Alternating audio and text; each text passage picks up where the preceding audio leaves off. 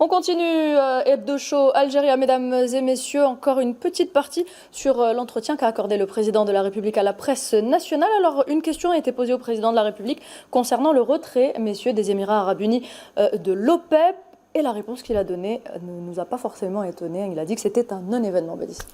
Un non-événement, effectivement, mais moi, ce que je retiens, au-delà de l'aspect énergétique, qu'on pourra développer rapidement, c'est que il y a un trend, vous savez, aujourd'hui, dans le monde arabe, notamment en Arabie Saoudite, avec justement cette déclaration du président de la République. Oui, exactement. C'était partagé largement. Oui. Vous savez, c'est révélateur de quoi? C'est que le président de la République a revendiqué une réalité, notamment que vivent beaucoup de pays arabes, notamment du Golfe, Qui n'osent pas dire. qui n'osent pas dire, mais qui surtout qui reconnaît quoi? Qui reconnaît que les Émirats aujourd'hui sont un pays non grata, indésirable, y compris dans leur propre région.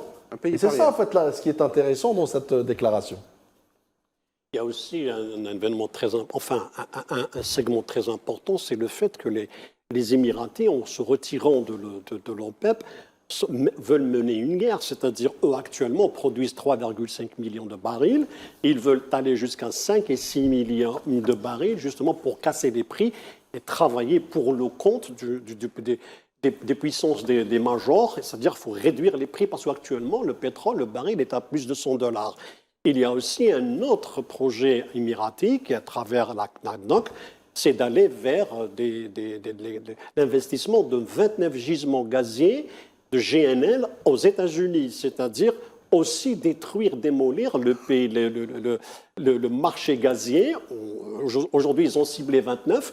Et justement, la cible, c'est le Qatar. Donc, les Émiratis sont en train d'essayer par tous les moyens de déstabiliser le marché pétrolier énergétique actuel. Les Émirats Arabes Unis, Nouhad, si vous permettez, est entré dans une stratégie de détachement par rapport à son voisinage, par rapport à son ancrage régional et géographique, puisqu'il me semble que cet État paria, comme l'a rappelé Padis, après l'OPEP et l'OPEP+, va peut-être quitter d'autres organismes arabes, notamment la Ligue arabe et d'autres, parce qu'ils sont en train de suivre une trajectoire signée à Tel Aviv, qui fait que Abu Dhabi fait une alliance avec Tel Aviv et peut-être l'Inde pour se séparer de son entourage arabe et musulman. Alors, pour répondre à votre question, Faisal Mataoui, non, je ne vous le permets pas, mais bon, c'est bon. C'est fait. Alors, je vous laisse la parole, Faisal Mataoui. À la veille du 3 mai, le président de la République s'est également exprimé à propos de la liberté d'expression en Algérie. Abdelmajid Tebboune a affirmé que la liberté d'expression était garantie ici en Algérie, tout en mettant en garde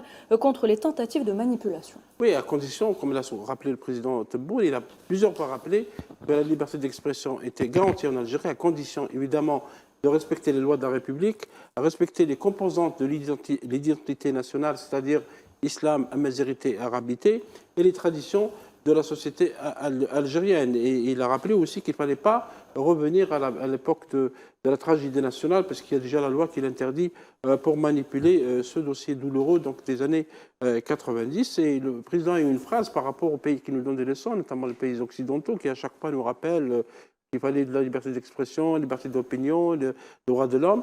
Et on le voit avec le drame de Gaza, le drame de la Cisjordanie et ce qui se passe au Moyen-Orient, comment ces pays occidentaux interdisent des manifestations. Le président l'a rappelé, si vous exhibez un drapeau palestinien, le Palestine est quand même reconnu par la communauté internationale. Plus de 100 pays ont reconnu l'État de Palestine. Si vous l'exhibez, vous risquez d'aller en prison. Et même si vous publiez un tweet, vous risquez d'aller en prison. C'est donc ça la liberté d'expression.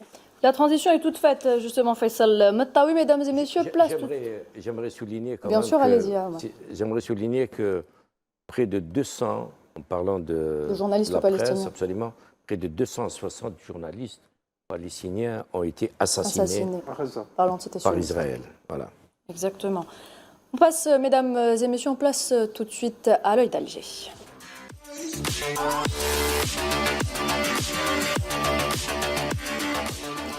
Et en ce 3 mai, donc, journée mondiale de la liberté de la presse, de plus en plus de voix s'élèvent pour dénoncer le monopole oligarchique sur certains médias en France. Parmi ces médias, vous l'aurez compris, on retrouve sans aucune surprise les médias du groupe Bolloré. Pour en parler, nous avons le plaisir d'avoir avec nous depuis Paris M. Youssef Boussouma, historien. Bonsoir. Bonsoir à vous et merci de votre invitation. Merci à vous d'être avec nous, d'avoir accepté notre invitation. Alors, on ne va pas y aller par 4 chemins, Youssef Boussoumah. Fake news, propagande, discours de haine. Est-ce qu'on peut aujourd'hui considérer que Vincent Bolloré et son groupe menacent la liberté d'expression en France? Ben oui, je crois qu'on peut, absolument le signifier. Il menace non seulement la liberté d'expression, bien évidemment, on ne compte pas les mesures, les pressions qui ont été prises. Ça va très loin, ça va même jusqu'à des émissions humoristiques comme les Guignols de l'info. Voyez-vous, tout ça a disparu parce que M. Bolloré n'avait pas envie de voir ça et n'avait pas envie d'être critiqué. Mais alors non seulement la liberté d'expression est menacée, mais il n'y a pas que la liberté d'expression, c'est une menace carrément sur les institutions. C'est que le pouvoir de cette presse est absolument considérable. Et puis en plus, il n'y a pas que M. Bolloré, hein, mais en tout cas M. Bolloré, avec ses différents achats. Et donc non seulement la liberté d'expression, mais la liberté politique, la liberté tout court. Et puis cela peut aller aussi jusqu'à l'enseignement, parce que l'empire de Bolloré concerne également des éditions scolaires. Voilà, donc, et il y a une chose est certaine, c'est qu'on peut aussi influer même sur des contenus scolaires éventuellement, parce que je crois qu'il n'y a pas de limite. Ce pouvoir financier n'a aucune limite.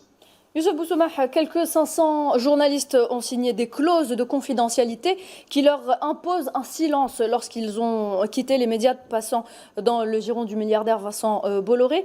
Alors, les chiffres ne mentent pas, Youssef Boussoumah. Ces journalistes ont finalement été muselés. Est-ce qu'on peut dire les choses ainsi?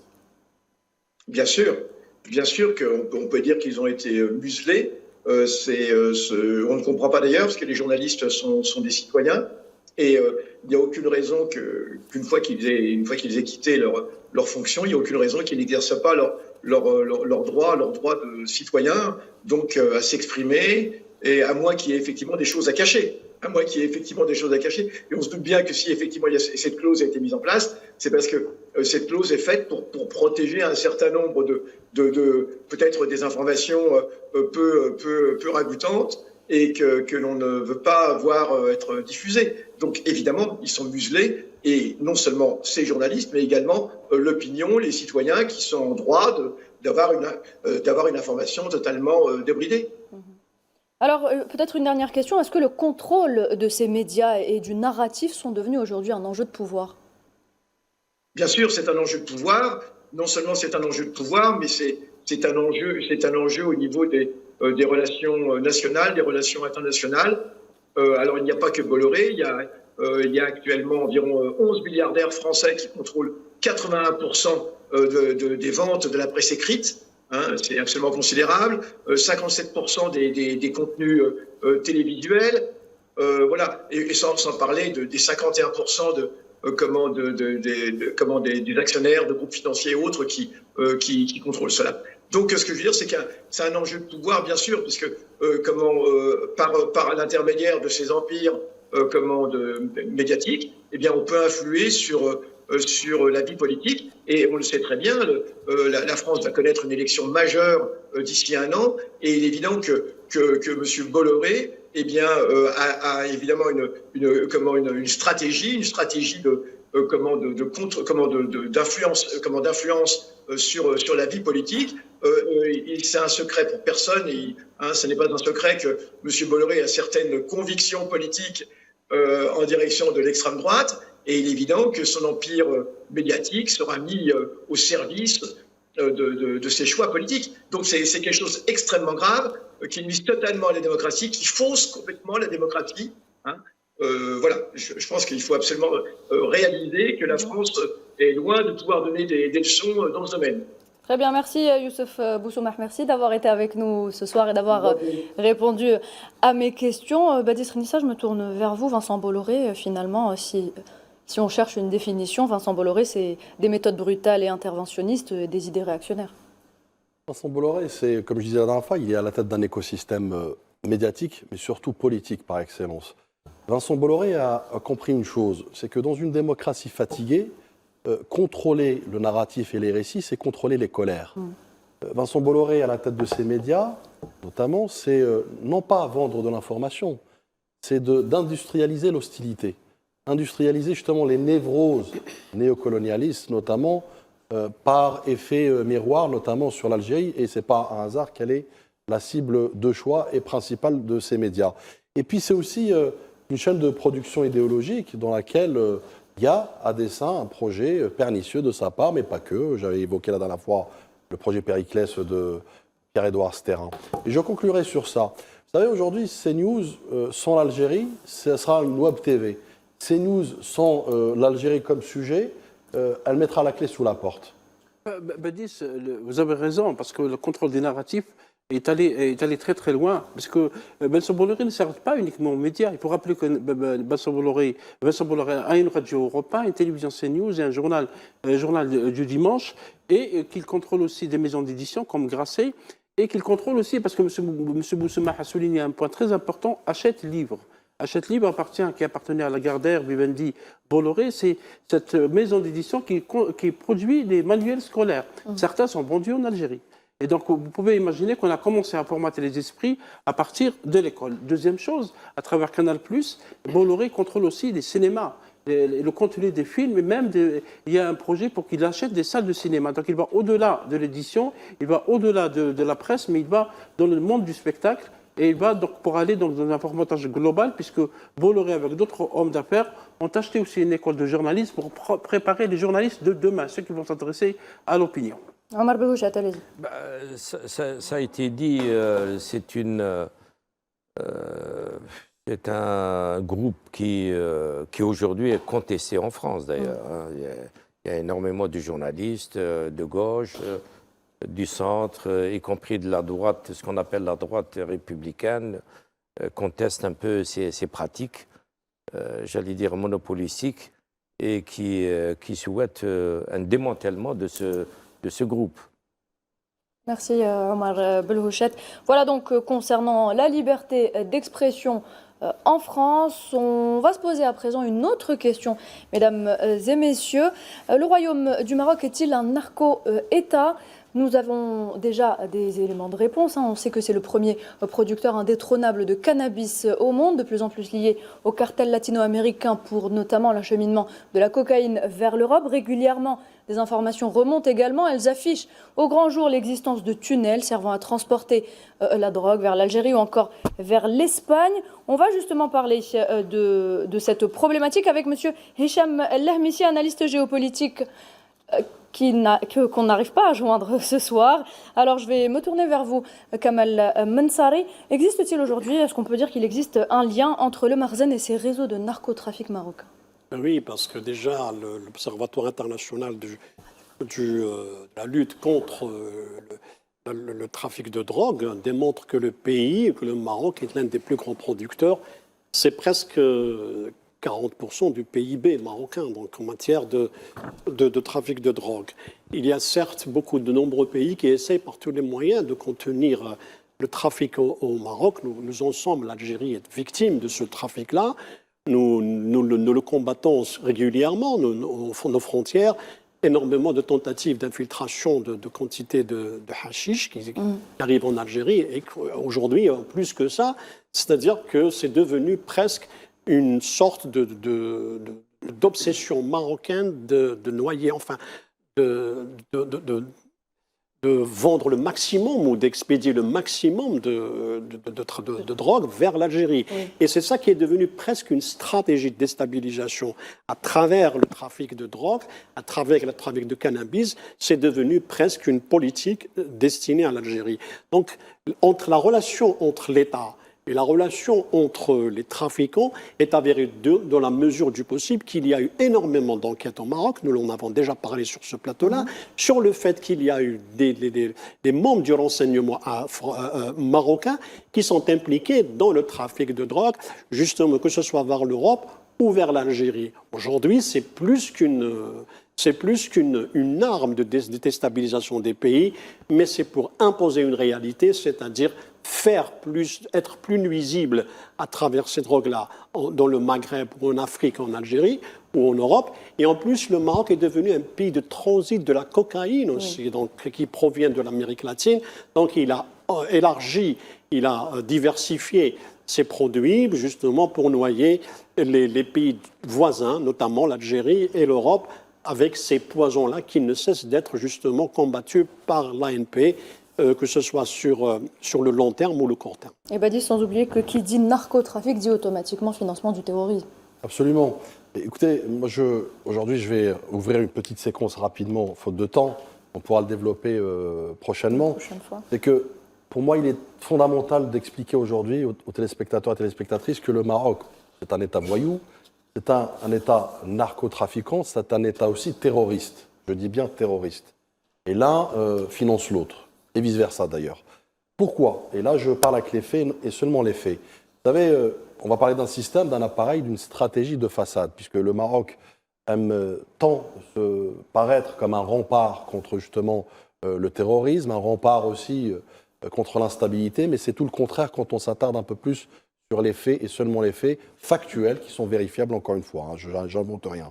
C'est-à-dire que quand vous allez sur le GICM par exemple, qui est le groupe islamique combattant marocain, quand vous allez vers les attentats en Europe notamment ces 2 décennies, quand vous allez vers les combattants étrangers, et, quand vous allez vers le narcotrafic, vous attardez davantage, quand vous attardez sur les cellules de Daesh, notamment l'État islamique, sur les ciblages systémiques de l'Algérie à chaque fois, la question est très simple. Rabat, finalement, n'est pas un rempart contre le terrorisme, c'est un carrefour, notamment du terrorisme. C'est un carrefour des zones grises. Premier élément marquant, c'est le GICM notamment, qui est ce groupe islamique de combattants marocains. C'est pas moi qui le dis encore une fois, c'est un groupe qui a été inscrit dans l'environnement d'Al-Qaïda, donc le groupe terroriste mondialement connu, inscrit par le Conseil de sécurité de l'ONU, notamment avec des recrues qui ont été dans des camps d'Afghanistan et autres, et j'en passe. Là, ce n'est pas, encore une fois, une rumeur de Badis Kinissa, c'est une donnée internationale vérifiable. Donc, pour faire court, le Maroc vend l'image du verrou, mais ce groupe terroriste notamment, avec un gros contingent, pour ne pas dire exclusivement marocain, rappelle que certaines matrices, notamment du terrorisme international, ont aussi pris racine dans l'espace marocain. Deuxième élément, très rapidement, j'invite aussi les téléspectateurs à consulter effectivement l'infographie qui est très révélatrice, notamment avec des éléments clés, surtout chiffrés, et on voit bien la dimension internationale de ce terrorisme. Deuxième élément, c'est justement l'international, Casablanca, Madrid, Barcelone-Cambril. Ça évoque quoi? Ça évoque des attentats connus par le passé. Casablanca, 2003, plus de 40 morts. Madrid, 2004, plus de 200 morts. Et Barcelone-Cambril, 2017, plus de 16 morts en l'occurrence. Et à chaque fois, on retrouve des réseaux, des profils ou des connexions directement, indirectement liées avec l'espace marocain. J'en veux pour preuve récemment avec cette déclaration très importante, très éloquente, notamment de Federico Trio. C'est qui? C'est un ancien ministre espagnol de la Défense, sous Aznar, et ancien ambassadeur d'Espagne au Royaume-Uni, qui avait effectivement récemment affirmé avoir la conviction que les attentats, notamment de Madrid, ont été commis par des commandos envoyés par le Maroc lui-même, figurez-vous. Donc, de l'ingérence, de l'instabilité, aussi de l'exportation du terrorisme. J'ai envie de vous dire, ce n'est plus une polémique de plateau, c'est un fait, c'est une fissure dans le récit officiel, notamment du Maroc. Le Maroc exemplaire, le Maroc qui lutte contre le terrorisme. Rapidement, troisième élément aussi, le terrorisme d'exportation, puisqu'il exporte aussi le cannabis et le terrorisme à la fois. Donc, selon là aussi des données, notamment par l'Egmont Institute, plus de 1644 Marocains, 64 pardon, plus 20, 1664 Marocains sont partis vers la Syrie, vers l'Irak. Plus de 300 profils ont été signalés en Libye. On a, rappelez-vous, c'est plus de 3000 aussi combattants marocains qui ont rejoint l'armée sioniste, notamment à Gaza. Et puis vous avez aussi, avec les Européens, en tout cas d'origine marocaine, puisqu'il faudra rajouter aux natifs marocains, vous avez entre 2000 et 2500 profils. Quatrième élément très important, et vous l'avez dit tout à l'heure, Nouad, il est complémentaire avec justement cette vision d'exportation des terrorismes, c'est bien évidemment le nerf de la guerre, à savoir le financement.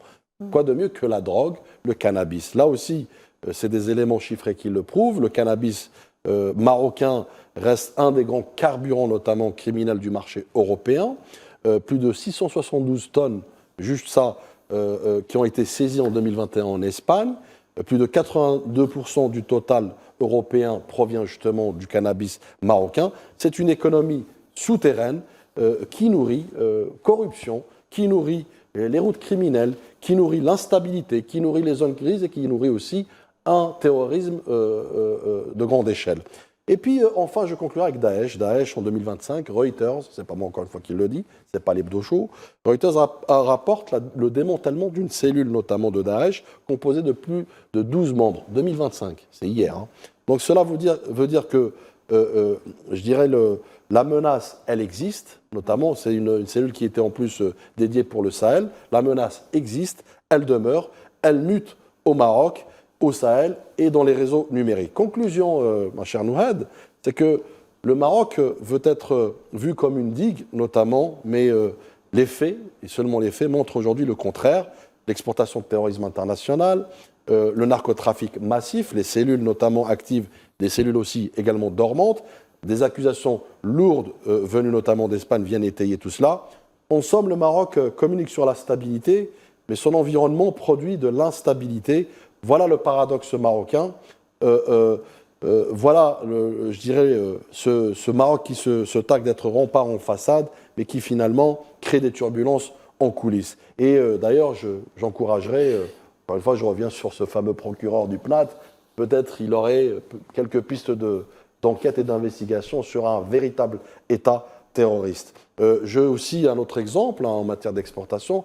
Rappelez-vous le Bataclan, les attentats du Bataclan en France, sur le territoire français, plus de 150 victimes tuées justement par des terroristes d'origine marocaine. Donc les Marocains exportent le terrorisme. Les Marocains, assidûment et résolument, sont dans cette lignée de vouloir, encore une fois, être le vivier, le terreau du terrorisme. Merci, Badis. Le plus étrange de tout cela, c'est que le Maroc, un des plus gros, ça a été dit, producteurs de cannabis, il y a des quantités considérables qui sont envoyées vers l'Europe et puis très peu d'Européens qui dénoncent. Justement, ce comment fait. expliquer cette omerta, Omar Belouched? Comment expliquer le fait que les médias européens ne parlent pas du danger que représente le Maroc pour ces pays? Absolument, c'est scandaleux, c'est étonnant, ça ne s'explique pas. Complicité. Parce que le Maroc, Absolument, il y a absolument. le Maroc utilise, on l'a rappelé au début d'émission, la diplomatie du chéquier. Beaucoup de médias. Corruption, lobby, Et etc. il invite les exactement. journalistes, il faut le dire, des journalistes européens qui passent des vacances à Marrakech, qui sont bien logés, blanchis et nourris à Tanger et dans certaines villes marocaines. Le Maroc utilise cette méthode pour faire taire les journalistes. C'est d'ailleurs Thierry Oberli dans son livre Mohamed VI, le mystère, il a évoqué cela. Et il y a un autre livre, peut-être on en parlera tout à l'heure. On en parle tout de suite, justement, Faisal Moutaj. Justement, c'est le livre qui est interdit au Maroc, parce qu'Omar Brouxy vient de publier aux éditions Nouveau Monde en France Peine de Reine. C'est un livre très intéressant, parce qu'il nous donne des détails. Et Omar Brouxy est présenté comme un homme très informé, parce que c'est un ancien correspondant de l'agence France Presse à Rabat. C'est un professeur de droit public. Il a publié 2 autres livres interdits au Maroc aussi. Mohamed VI, Derrière les masques, en 2018, écrit avec Gilles Perrault, et la République de Sa Majesté en 2018, où il donne des détails très importants. Parce que d'abord, il précise que le roi Mohamed VI est malade, affaibli. Oui. L'homme souffre de 2 maladies. La maladie de Hashimoto, qui est une thyroïde de Hashimoto, qui est donc une infection auto-immune chronique où le système immunitaire s'attaque par erreur à la thyroïde. Et la deuxième maladie, qui est la BPCO, c'est donc une bronchopneumopathie chronique obstructive. C'est une maladie irréversible.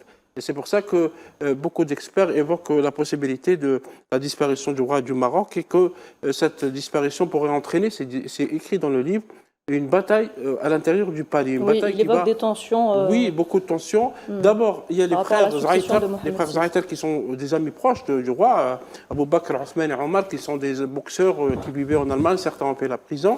Et le journaliste rapporte que ces hommes sont donc au cœur de ce système au sein du palais où il y a d'autres hommes, ceux qui sont proches du roi Mohamed VI et de son fils Hassan III, qui sera donc le prochain rois, des hommes qui risquent de s'entretuer entre eux parce que certains roulent pour plusieurs, j'allais dire, chapelles. Il y a Fouad Ali Lihima, qui est donc c'est celui qui gère le palais actuellement, c'est le vice-roi.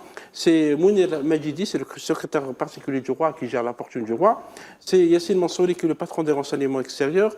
Et c'est Abdelatif Hamouchi qui est le chef des services intérieurs du roi, ainsi que les sœurs du roi qui sont aussi au sein de ce système. Et on l'oublie, l'oncle de Mohamed de Hassan III, qui est donc Moulay Rachid, je vous appelle ça Moulay Rachid, qui voudrait aussi, lui, est intéressé par le pouvoir. Je voulais rapporter, je terminerai avec ça, Nouhed, parce que c'est c'est symptomatique de ce qui se passe dans ce pays.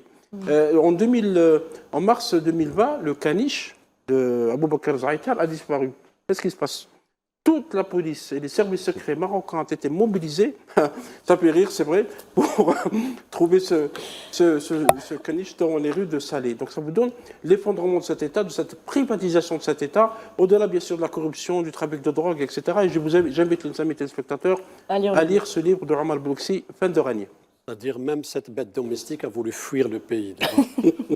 Donc c'est vrai que Omar Blouksi est quelqu'un de très au fait des magouilles du Marzen. Il le décrit sur plusieurs interventions et il a fait l'objet d'une tentative d'espionnage à travers le logiciel Pegasus. Pegasus, c'est vrai. Donc c'est quelqu'un qui est très visé par les services, non seulement, y compris israéliens, qui le pourchassent aussi, donc il est menacé de voir sa vie.